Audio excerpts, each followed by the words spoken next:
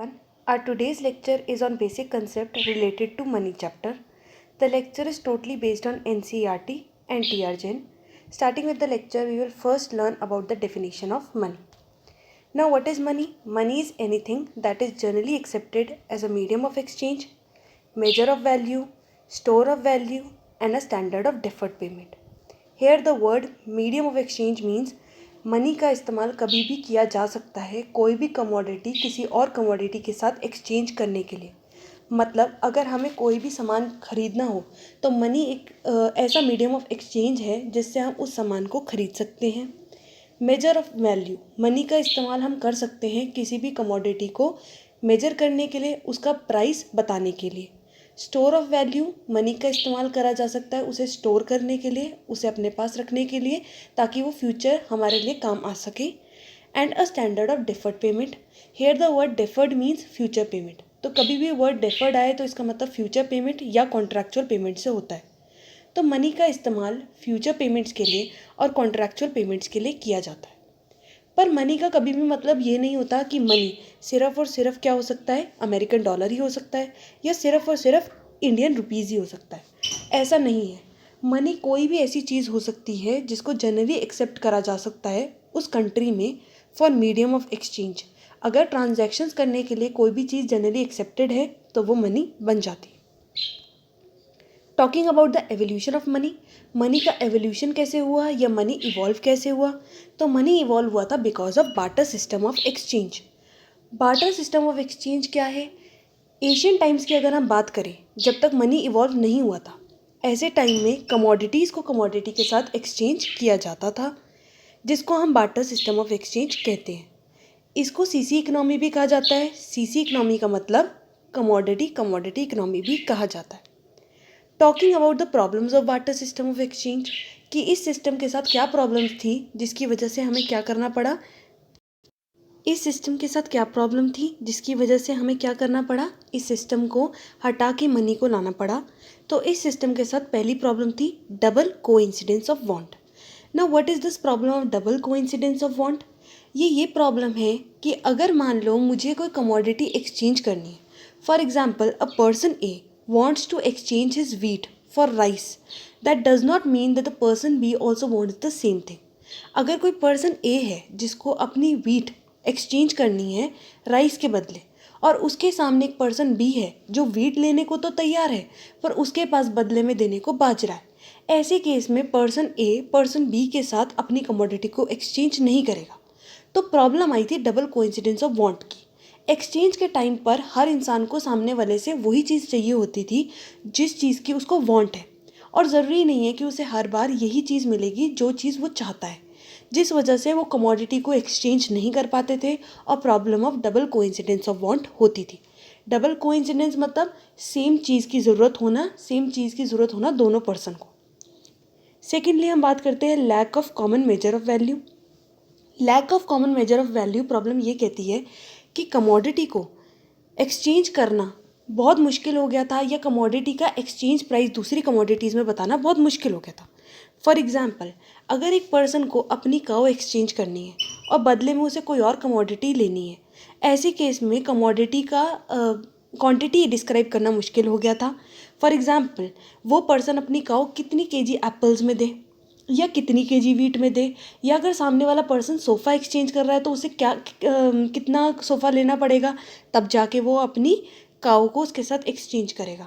ऐसे केस में अपनी कमोडिटी को मेजर करना बहुत मुश्किल हो गया था वेरियस कमोडिटीज़ में, जिसकी वजह से second problem lack of common measure of value आई। थर्ड प्रॉब्लम की बात करें तो lack of standard of deferred payment. अब देखो, जैसे मैंने आपको बताया था, deferred payment always means contractual payment या फ्यूचर पेमेंट। अगर आप कमोडिटी में फ्यूचर पेमेंट करते हैं तो बहुत मुश्किल हो जाता है ये बताना कि आपको कौन सी कमोडिटी में फ्यूचर पेमेंट चाहिए। कई बार अगर मान लो आपने किसी को वीट दी और फ्यूचर पेमेंट में आप उसे बोलते हो कि अच्छा आप 1 मंथ बाद मुझे वही वीट वापस कर देना, पर लेकिन जब वो आपको वीट वापस करता है तो वो वीट इन्फीरियर क्वालिटी की निकलती है, तो ऐसे केस में देने वाले पर्सन को नुकसान हो जाता है। तो बहुत मुश्किल था कमोडिटी में एक तो कमोडिटी डिस्क्राइब करना, और अगर कमोडिटी डिस्क्राइब हो भी जाती है तो वो कमोडिटी किस क्वालिटी की होनी चाहिए जब वो वापस होती है। मोर ओवर कई बार कमोडिटीज़ का प्राइस चेंज हो जाता है।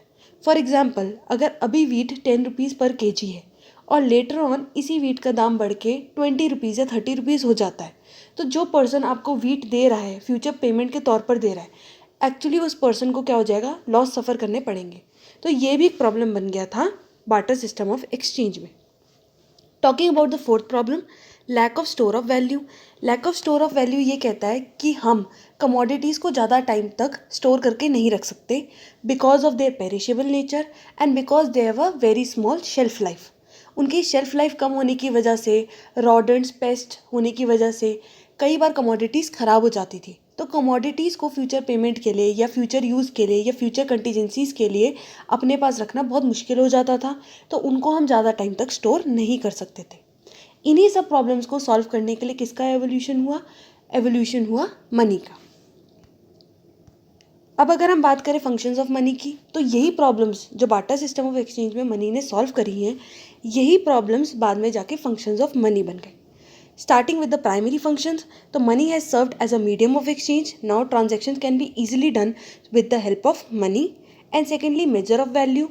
All the commodities, all the goods can be measured in terms of money. So money has solved the problem of measure of value. Talking about the secondary function, store of value.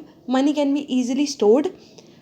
It is not of perishable nature. It has a longer shelf life. तो money को आप easily store कर सकते हैं. And talking about standard of deferred payment, money can be used for future payments and contractual payments. Money value does not decrease with time.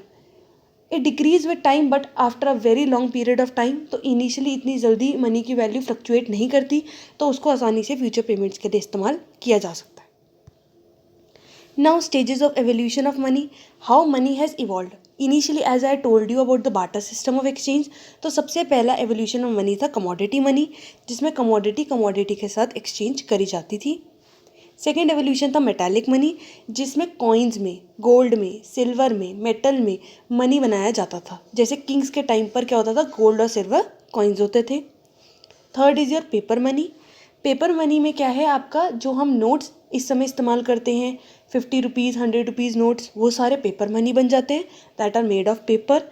And fourth is your plastic money. Plastic money में आपके credit cards और debit cards आते हैं।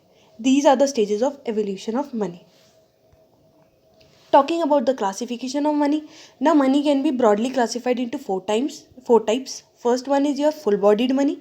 Full bodied money वो money होता है जिसकी commodity value उसके इंट्रिंसिक वैल्यूज़ के बराबर होती है, जिसकी मनी वैल्यू उसकी कमोडिटी वैल्यू के इक्वल हो जाती है। When the money value and intrinsic value, which is also called as commodity value, are equal, then it is called full bodied money.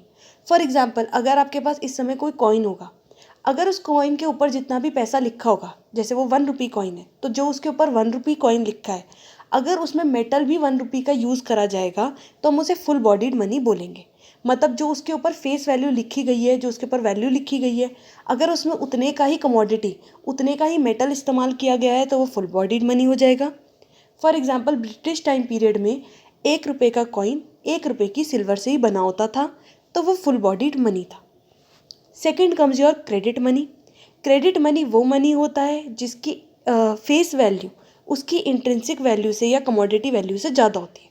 For example, इस समय जितने भी आपके पास कॉइन्स हैं, जितने भी आपके पास सिक्के हैं, जितनी उनके ऊपर फेस वैल्यू लिखी है, चाहे वो 1 रुपी कॉइन हो, 5 रुपी कॉइन हो या 10 रुपी कॉइन हो, उसके अंदर जो कमोडिटी लगाई गई है वो उससे काफ़ी कम होती है।